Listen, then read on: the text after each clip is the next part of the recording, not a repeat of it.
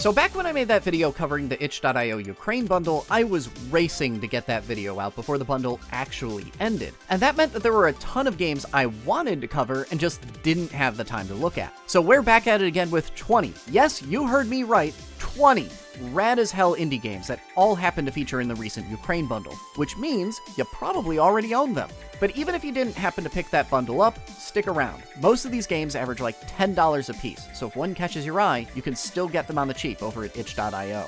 Just like last time, a couple disclaimers. One, these are only quick looks. I only played most of them for like 2 or 3 hours. I am still a mortal human being that did not magically ascend and play 20 full games in a single month. 2, some of the games on this list have featured previously on First 5, but it's been like multiple years since I talked about them, and they still deserve your attention, so they're here too. And 3, this is the lightning round. We're not spending 5 minutes on every game I talk about. It's just going to be game after game after game. Let's go. Serve. Delicious. Cook Serve Delicious 2 is a restaurant simulator in its purest form. Chaos incarnate. It demands that you keep up with a half dozen ticking clocks at any given moment, juggling multiple cooking meals at the same time on top of other chores like washing the dishes. But what's really being tested here is your concentration. While all of this is going on, each customer is demanding entirely different toppings for every meal. Those timers want to rush you into working as fast as you can, but the orders themselves demand that you work with care and precision. And if you want that gold medal, you cannot make any mistakes, ever, during the entire level. You have to maintain rock-solid concentration on what you're doing without blinking once for 7 straight minutes. It is exhausting, in a way almost no other game I've played is. And it is so much goddamn fun. Cook Serve Delicious is pure administrative mayhem. This game could be about literally anything, so long as it maintained these exact same mechanics, and I would still love it. The way it forces me to perform consistently at 110% just gets those brain chemicals firing for me. It feels like a workout for my brain, and almost every second of that workout is an absolute joy. I'll admit that the way I'm raving about this is probably going to turn off more people than it will convince, because it is definitely not an easy or relaxing game, but for that select audience, this one is an absolute gem. A Planet of Mine is a lightweight 4X/city builder that only takes a few hours per game. That might sound like a paradoxical idea, but just look to last year's absolutely phenomenal Slipways to see just how well it can be done. A Planet of Mine goes a very similar route and is largely about making you navigate complicated supply chains as you go from simple hunter-gatherers to a full industrial society. Where the challenge really comes in, however, is trying to fit all the buildings you need to make those supply chains. Your fledgling empire will only ever colonize a few different planets, and they don't have nearly as much space as it might look like. So while it might not necessarily look like it, this game might tickle your inner city planner as well. A Planet of Mine gets all the basics right, but it does have some difficulties on the UI and tutorial fronts. In particular, its tooltips can be a little bit lacking, and I'm practically on my hands and knees begging for any way at all to see which resources are in surplus and which I need to build more of. Overall though, this is an extremely specific and niche spin on an already small genre, so even if it is rough around the edges, it's still absolutely worth looking at. A Short Hike is probably one of the best-known indie open-world titles in recent memory, and for good reason. Mechanically, it borrows a lot from Breath of the Wild, the open-world exploration, the climbing, the glider, and distills it all down into this bite-sized package you can breeze through in an hour or two. And good God, is it incredible. Like a lot of other titles on this list, A Short Hike is a somewhat meditative game that's all about just chilling out.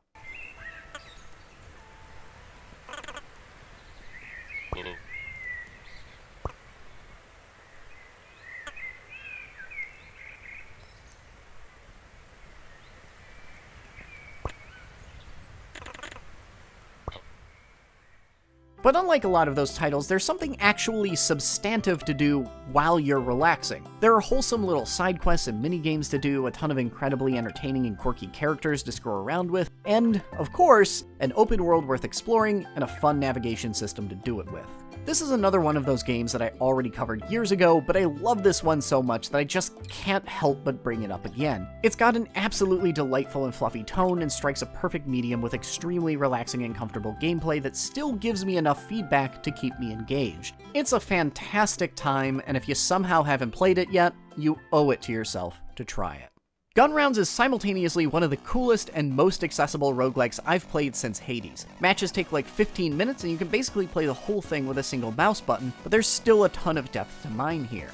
So the basic setup is that you're in a Mexican standoff with a whole bunch of random zone-themed monsters, and you can pick from a series of different bullet hell-inspired gun patterns to blast them off the screen. This is where the roguelike bits come in, as the game doles out everything from shuriken to boomerangs to giant laser beams. Every attack eats away at your ammo count, depending on how big a swing it is, so you have to keep a wide array of both heavier and cheaper attacks. But where the game gets really fascinating is on the defensive side. After you take a turn, every opponent gets to shoot back, and your only form of defense is a parry button. Get the timing right, and you not only take no damage, but you also get bullets back. So when you're at the start of a level with 4 guys shooting at you, you're in a lot more danger, but can lay down the heavy ordnance with impunity. But if you nuke the last beast standing with a massive attack, you'll go right into the next fight with an empty chamber. And all of this clicks together really well to make a great core loop, but even beyond the concept, Gun Rounds is solidly made. Of particular note are the enemy's attacks, which are as varied as your own and do a really solid job keeping you guessing on when exactly to hit that parry button. This one genuinely surprised me with how much mileage it got out of its idea,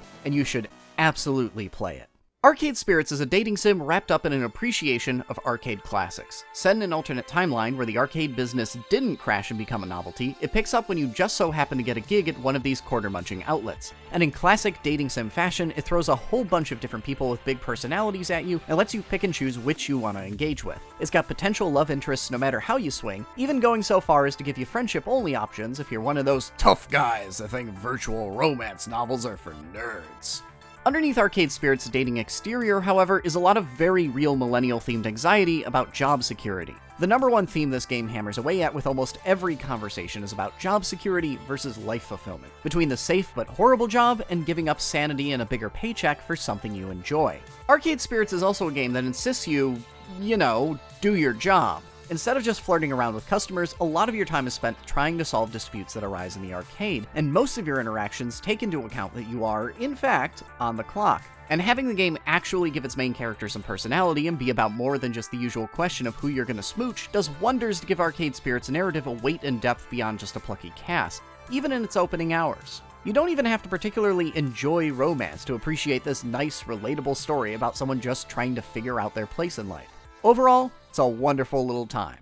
Ynglet is a chill and somewhat free-flowing platformer with a killer aesthetic. On the mechanical front, its big twist is that you never actually jump. You instead maintain momentum as you pop from amoeba to amoeba and supplement that with a recharging dash. And it feels great, just unbelievably butter smooth. It's not a particularly demanding game either, so there's a real sense of carefree momentum I don't often find in other, more mechanically rigorous platformers. I feel about Ynglet how a lot of people describe Mario 64 to me, where the movement system feels so good on its own and the levels are so permissive as to allow you to skip entire sections if you're canny enough that just moving around in the game is a joyful, somewhat improvisational experience. The real hit, however, is the game's aesthetic, which is solid on all fronts. The visuals are a really fascinating mashup between amoebic biology and urban city planning. There's this whole dynamic soundtrack where the music forms and changes based on what you're doing, and as you get deeper into the game, it likes to get progressively funkier with both.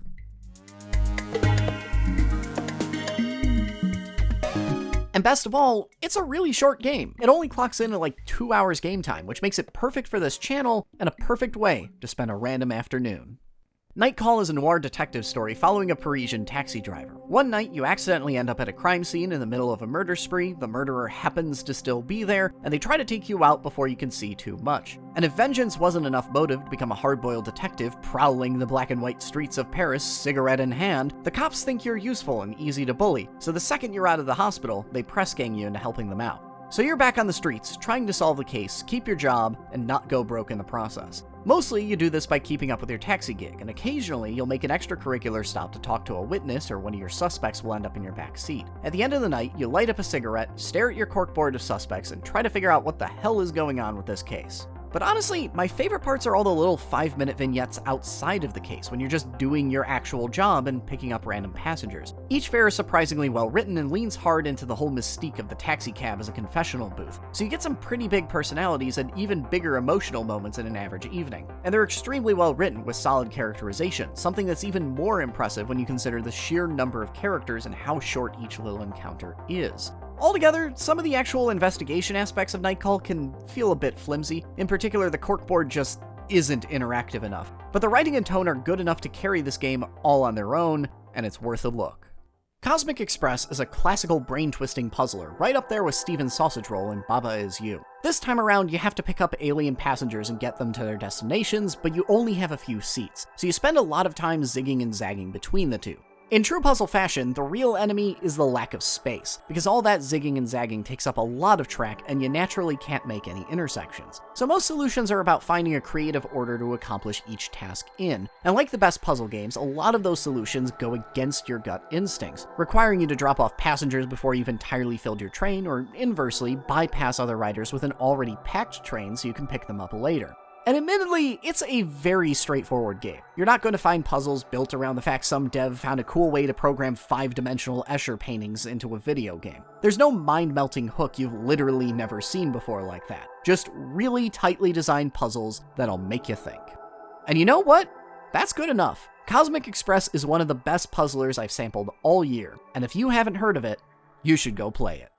Homunculus Hotel is a visual novel that's sort of a collection of little short stories with a very unique artistic style. The eponymous hotel is basically a giant dreamland safe space where people come to wrestle with their individual anguishes writ large into a persistent dream they can interact with. And as one of the people working there, the main character Isabelle is simultaneously psychiatrist and patient. Every day, she gets up and talks to a new person struggling with their own dreams, but very quickly, you start noticing a lot of thematic through lines between all of her patients. Conversations about work culture, freedom, and the nature of romantic relationships. Homunculus Hotel is a game that speaks almost entirely in philosophical platitudes, and isn't afraid to get a little unsettling sometimes with some of its dream imagery. It's honestly a bit slippery to try and wrap your head around sometimes, and feels like one of those games where you get what you put into it. Some conversations completely lost me, while others clicked and really struck a chord. But even if you don't get anything out of the game's headier thoughts, it does have a central narrative to carry you through.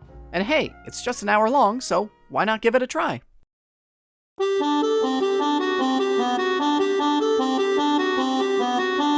Wandersong is a charming little story about a bard on a quest to save the world. It's at once both cartoony and deeply heartfelt, with characters that start out as walking punchlines more often than not ending up having genuinely touching and emotional moments. And through it all runs the bard, your nameable protagonist that basically has Disney princess powers. He sings and the birds join in. He sings to move ledges, control the direction of the wind, and make plants grow. He sings musical numbers to express his feelings. He sings in his sleep.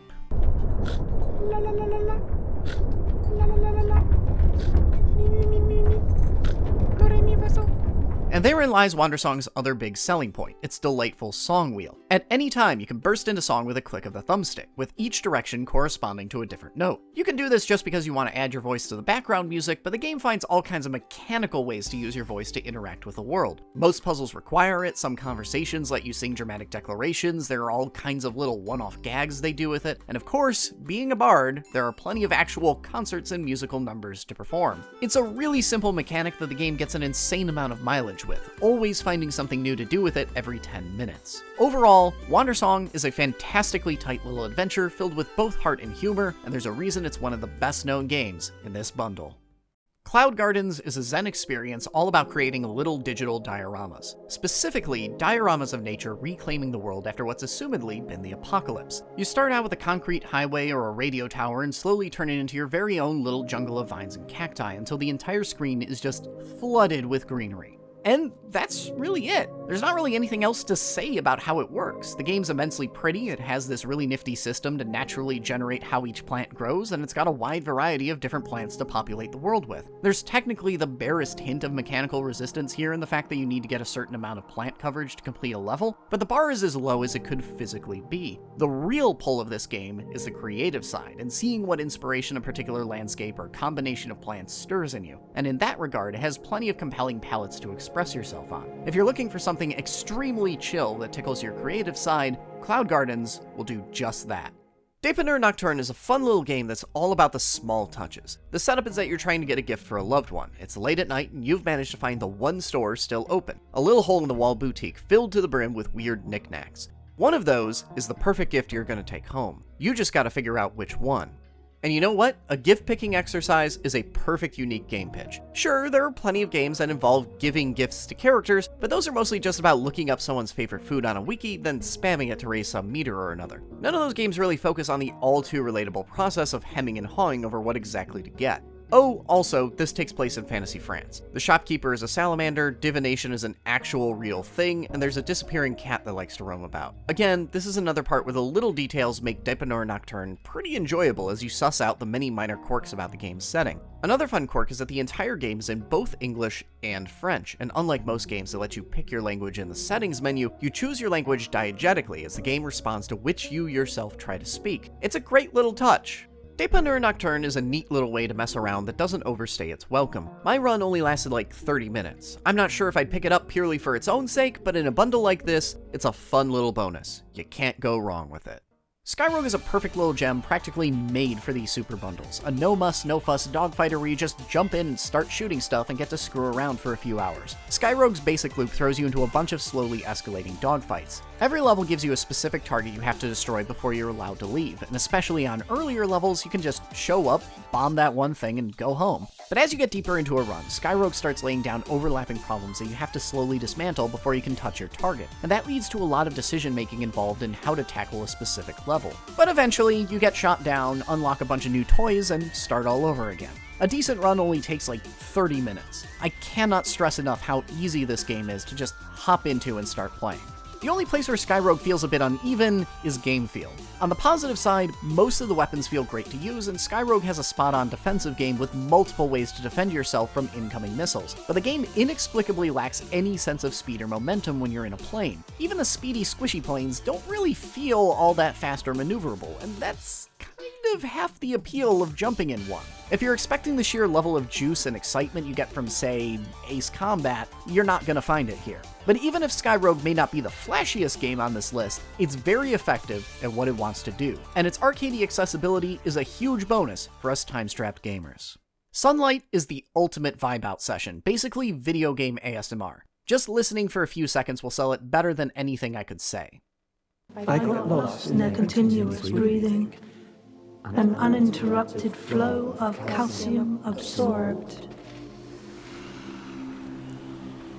and released. That's the whole game, right there. You wander around an endlessly generated forest, mostly just taking in the sights while the game reads a short story to you. And whether that sounds like something you'll dig or not is probably a very personal question, but for those who are here for an atmospheric little jaunt, Sunlight's got some impeccable vibes. It's got this neat painterly art style, it's got a whole-ass professional chorus in the background, and they somehow got 20 different people to all read the same story with almost identical deliveries. Just on every front, it's a grand slam, and it all combines to make a really cohesive and meditative experience. Pale Cachexia is a kinetic novel about two incredibly lonely women slowly bonding together over some loosely connected traumas. It's all very Victorian feeling, pastoral forest landscapes, old dusty manors, and dreadfully depressed women in fluffy blouses. It picks up when the main character Esther drags herself out to a mansion in the middle of nowhere hoping to cure herself of the titular Pale Cachexia disease, only to discover that the doctor's been out for 6 whole years, leaving his poor daughter Sena alone the entire time. The story proceeds in an almost stately fashion as its two leads mostly just vibe out, enjoy each other's company, and generally work through their problems together. You might think having these two just chilling in a gothic manner is the perfect setup for some Yuri bait, but Pale Cachexia seems to be going more for the wholesome friendship route so far, even if it does have big lesbian vibes. As a kinetic novel, there's no real interaction to speak of beyond just hitting enter to get the next line, but the writing style also sets itself apart from other visual novels, spending a lot more time in words describing details and gestures, while a more classical visual novel is almost all dialogue, and frankly, it's a choice other visual novels could really benefit from making more often. And it does have some really fantastic art, with characters having a lot of different stances and expressions to subtly shift between. It's certainly worth checking out. Skatebird is a game I've already covered fairly recently, but what the hell, it's a fun game. Mechanically, it's the arcadey Tony Hawk Pro Skater formula played entirely straight. Go do a sick 1080 heel flip, collect the letters to spell skate, nab a few extra collectibles, jam to some indie punk music, and eventually, you'll unlock the next level.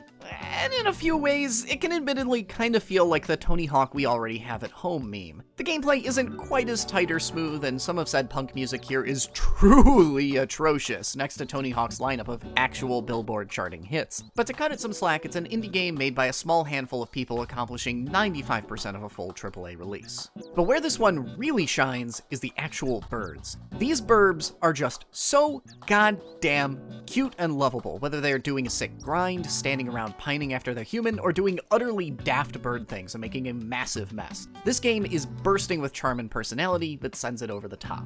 The birds are also the inspiration for most of the game's mechanical quirks. You're a bird with big flappy wings, so you get a double jump. You're only like 6 inches tall, so you spend your time doing tricks off of somebody's magazines and grinding on Ethernet cords instead of the park benches and stairways of more people-sized skating games. And because of both of these changes, there are a lot of other butterfly effect adjustments, like how Skatebird actually has a lot of verticality built into it. Often, something as simple as a desk will feature an entire skate park both on its surface and at the bottom around its feet. These are small adjustments in the grand scheme of things, though. Overall, it's Tony Hawk, through and through. A very cute Tony Hawk, but just from that sentence, you probably know if you're gonna like it or not. Hero Hour's Contract is a game about unionizing magical girls. Yeah, you heard me right. It's a hilarious concept that feels particularly potent after all the recent deconstructions of the genre, most of which poke at its core conceit of an extra-dimensional creature hiring child labor to go kill monsters as, kinda being a shitty gig. Hero Hour's Contract is the next step down that chain of commentary. If the job sucks, then hit the bricks. Go on strike until you get actual fair compensation for saving the world every Saturday. Hero Hour's Contract is more than just a good concept, though. The devs are clearly lovers of the genre, and this game manages to provide this commentary while still wholeheartedly embracing a more classical Saturday morning cartoon vibe with entertaining characters, plenty of recognizable tropes, and an overall cheery atmosphere. This could literally just be the next season of Pretty Cure, and a casual observer like me wouldn't be able to tell. And as far as actual gameplay goes, it's pretty solid, but far from perfect. It's a low-stress puzzler that has you trying to combine each magical girl's unique abilities to clear the board of enemies, usually by first clumping them up and then wiping them out in one massive blow. Individually, the girls are incredibly weak, but become insane force multipliers once you figure out how to use them together. When you get to bash your head against a handcrafted puzzle, the game can be solid fun, but there are also a lot of randomly generated feeling puzzles, and these can obviously be a little bit more hit or miss. But overall, Hero Hour's Contract is good enough in this regard to stitch together the narrative bits, which is what you're really here for. If you're a fan of the magical girl genre, definitely check it out. Sundered is a Metroidvania from the folks that did Jotun, and its big twist is how it handles enemies. Instead of seeding fixed spawns throughout its world, Sundered leaves its map entirely empty and then periodically spawns a horde of 20 enemies to come mug you for your lunch money. And this actually works out pretty well when the rest of the game is designed around this idea, with every room working both as a platforming challenge and as an arena. Throw in some really nice animation work, a big ol' skill tree, and a really fun map to traverse, and you've got the start of something here. Unfortunately, Sundered can feel really clunky sometimes. It has amazing traversal options, a great dodge roll, and some pretty juicy melee attacks, but there's just no connective tissue. You have all these traversal tools that give you insane mobility, but you can only use your dodge roll on the ground. So the second you jump, you lose your one defensive tool and eat a ton of damage. And if you're in the middle of a horde, you can just keep dodging as 20 guys keep trying to dogpile you, but there's no real reversal tool to let you interrupt the endless flow of attacks and swing back. Most games give you options to freely move between offense, defense, and traversal as a battle progresses, but Sundered just kind of doesn't a lot of the time. And that probably sounds like a pretty damning and critical flaw, but there are moments where it isn't an issue. If I only have to platform, this game feels fucking amazing. If my entire goal is to just focus on staying alive while a horde is chasing me, it is fun as hell. It's when the game throws a boss at me that I have to focus down while dodging infinite adds and chasing that boss through a platforming gauntlet that the game starts feeling unreasonably rigid for what it wants me to do. But there are a lot of great ideas packed into this game, so if you already have it in the bundle, it's worth checking out. Gladiabots brings your wildest BattleBot fantasies to life. You get to take control of a squad of gun-toting robots, but instead of controlling them in real time, you program exactly how they're going to act first, then see how well your planning worked once they make first contact with the enemy. And then when your legion of unstoppable robots just walks in circles, getting blown to pieces, you have no one but yourself to blame because, my brother in Christ, you're the one that programmed their pathfinding. This is a game where every battle is literally decided before it starts, and you're just here to find out how good a job you did preparing for it. This means that matches of Gladiabots are incredibly fast-paced and breezy. You spend 2 minutes seeing how things played out, take notes, and then it's back to the programming board. But this also means that you have to like programming to like this game. Gladiabots is accessible in the sense that you don't have to be fluent in C#, but it does run on programming logic. You have to enjoy the problem-solving process of whack-a-mole that programming is. Building a competent squad is going to be a long labor of love, and you have to have a bit of a sense of humor for when they all decide to walk face-first into the enemy and die uselessly because you forgot the one line of code that tells them to stop and shoot. But if that does sound cool to you, Gladiabots executes perfectly on exactly what it wants to be. A Mortician's Tale is a returning highlight from the Racial Justice Bundle, and true to its name, follows a mortician's attempts to keep their small business afloat during very real-world inspired shifts in how the business functions. Mortician's Tale is entertaining on its own merits, but it's also deeply educational, always taking time to shine a light on the day-to-day practices of how a mortuary functions, the economic realities these businesses face, and how the entire industry is slowly being gobbled up by massive franchises with very different practices. It basically feels like an interactive newspaper report, one of those hour-long industry-cracking investigations you read that the writer spent a year researching and interviewing for. It even kind of follows the same rhythm as one of those articles, bouncing back and forth between more personal anecdotes of this one fictional mortician and larger facts about the industry and how this person's experience is emblematic of it. Except, it's a video game, and you get to actually go through and do all the daily tasks a mortician's responsible for. Every day you get a new set of tasks to complete and have to work through the checklist one item at a time, embalming, applying cotton swabs, sewing eyelids, and so on. It's perfectly functional and good for giving the player something to keep their brain active, but not really worth writing home about. But that said, even though it's been almost 2 years since I've played this game, this is one that stuck with me a little bit, and the aspects that lodged themselves in my memory were those more educational aspects, which, quite frankly, I found far more fascinating than I ever thought I would considering the topic. Out of the hundreds of games I've played since, this is actually one of the memorable ones, and that means it's gotta be doing something right. So give it a look.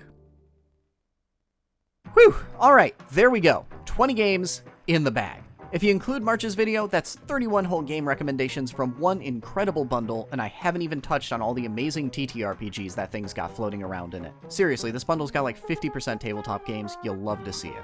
I think this is probably the last video I'm going to be doing on the Ukraine bundle, but if you enjoyed this video, stick around. I do quarterly wrap-ups of bite-sized indie games that slipped under the radar all the time. And if you're a longtime fan and want to see First 5 grow and continue into the future, toss me some money on Patreon, because I like getting to eat. But otherwise, I hope you all enjoyed hearing about some kick-ass games, and I'll see you next time.